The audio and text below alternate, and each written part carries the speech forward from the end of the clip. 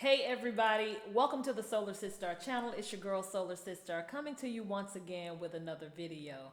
Guys, I wanted to come on here real quick just to talk to y'all about how we need to come together and in a spirit of collaboration and work out the issues that we need to fix here on the continent, also fix here in the Gambia.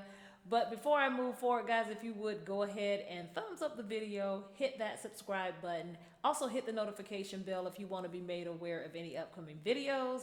And also feel free to share the video with anyone you think might benefit. Look, guys, one of the things that I think as diasporans, many of us have come to the continent to repatriate to whatever country you might have repatriated to. But just here in the Gambia, I feel like some of us may be coming here trying to operate in a vacuum. We're doing what we kind of did maybe in the States. Sometimes, people feel like they want to keep to themselves. And I've actually heard people say here, or at least I've heard some diasporans say, well, I don't deal with diasporans or I don't hang out with diasporans. And that's your choice. But part of what I think we need to do is cut out a lot of these titles that we've given ourselves. Yes, we are diasporans, yeah. But if we come with the mindset that we can't get along with people who are coming from the same place that we're coming from, then that's a problem. Now, of course, if people are kind of messy, of course you want to distance yourself from those people. But if you have the mindset coming out here that I don't want to deal with other Americans or I don't want to deal with other people from the UK, then that to me is kind of just setting yourself up, to not be able to connect with people who you might need. There might be some skills that those people have that you might need. So I just want people to just kind of be open to receiving knowledge and experience and information from people who may be from the West or may be from the continent. Just be open to hear what information is being shared. So with that said, I want to give a shout out to the subscriber that reached out to me today. I'm not going to call your name out. You know who you are. I really appreciated that conversation. I'm excited about the information that you shared, and I'm hoping that I can be of assistance, and I'm hoping that we can grow together. And I look forward to being contacted by the person that you were telling me about. I'm excited about what was going on, what he has going on, and so just want to figure out how I can help. So, y'all, I've said before that I'm kind of new to these YouTube streets, but one of the things that I really want to do is be very responsible with the content that I have on this channel. I want to talk to you about things that I hope matter. Everything is not 100% perfect here on the continent, but it's perfect for me. Of course, no place is without its issues. But part of what I want to do is if there's something that I can do to assist, I want to be a part of the solution to issues and not part of the problem. So one issue that I actually want to talk about today is something that I saw early on when I first got to the Gambia. And I kind of, just wonder like, well, how do people, make money if people are, sitting right next to the same person selling the same thing? How are they making money? So one of the things that I think as diasporans that we bring to the table is that we do have knowledge of systems. But y'all, part of the okie doke of what happens with us in the West is that I think we feel like we kind of get muffled because the West makes you feel like, especially if you are a melanated person, it makes you feel like unless you have a piece of paper or a certificate or a whole bunch of letters behind your name, you feel like you're not qualified to speak on a certain thing, even though you may have knowledge about it. But that's part of the okie doke. A lot of people in the West don't want to listen to you. If you don't have, a PhD or what have you, I don't want to listen to you. Who are you to tell me this? But y'all, come on. Now, I have some degrees. Okay, fine. Pieces of paper.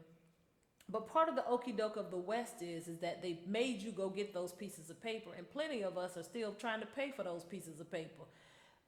Joe, you know what you need to do with these student loans. Okay, but I digress.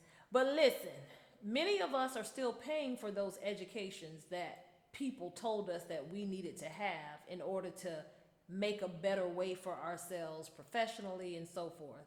But I don't know how many of y'all might have been like me in the jobs that I was trying to make into careers.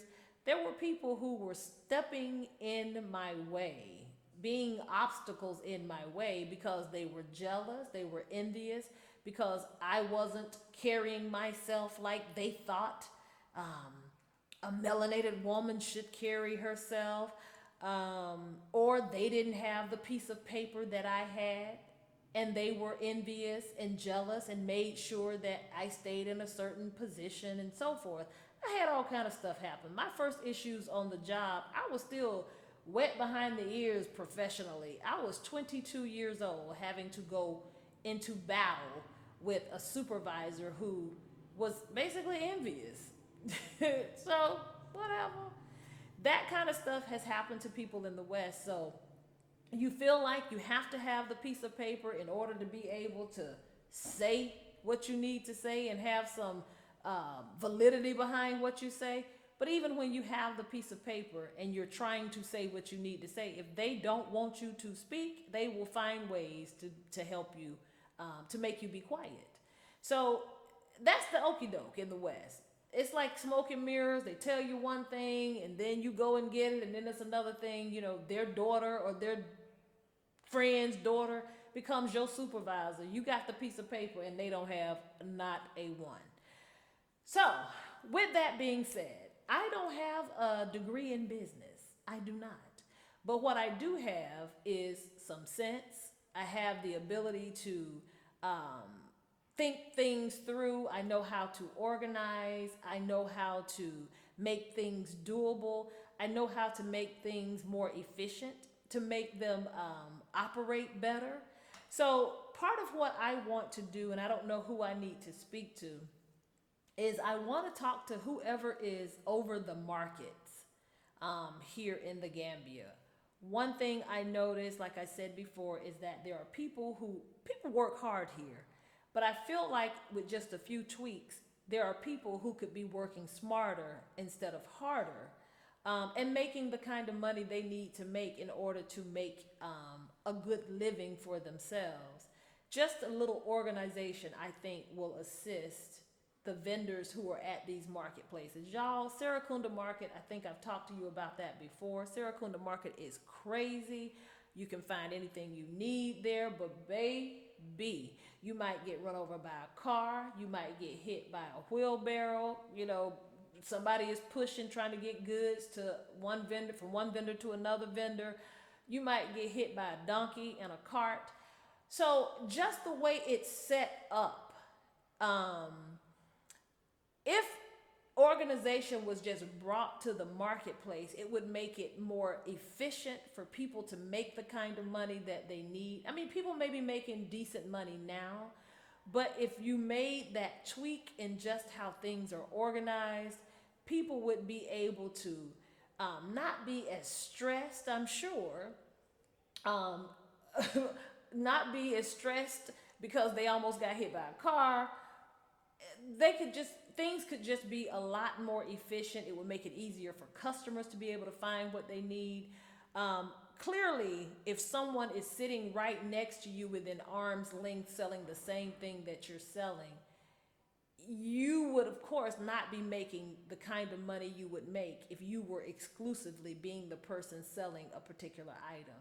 So if there was just organization put into the market where everyone who is selling vegetables is over here, everyone who's selling fruit is over here, and you might just get together and maybe you're the person who sells cucumbers and tomatoes, and maybe you're the person who sells cabbage and whatever.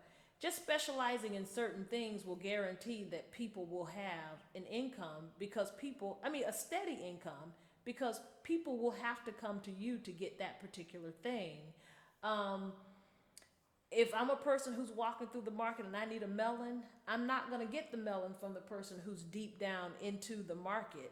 And I'm not going to be carrying that around. I'm going to hold off and get the melon from the person closer to where I am going to catch my ride or get in my car or whatever. So I just want to be able to help organize the marketplace, figure out how to set vendors up in a way where they can be assured that they can make a certain amount of money. Um, if it's nothing else but just organizing certain vendors to one area, making sure that people can't drive through the market. Y'all, it has to be a better way. Um, that's all I wanted to say, y'all. I'm just here to, like I said, hopefully make the place a little better than what it was before I got here. Gambia is beautiful. Gambia is nice. The people here are welcoming, but like I said, there are some things that if you just tweaked it a little bit, it would make it a lot easier, a lot more efficient for all the people involved, and people could see, more potential in their income. So, guys, look, like I always say, I'm going to go ahead and end here. I think I've gone a little longer than I normally do. But like I always say, guys, if you cannot do anything else, protect your headspace, protect your heart space, guys, and keep your vibration high. It's your girl, Solar Sister. Until the next one, peace.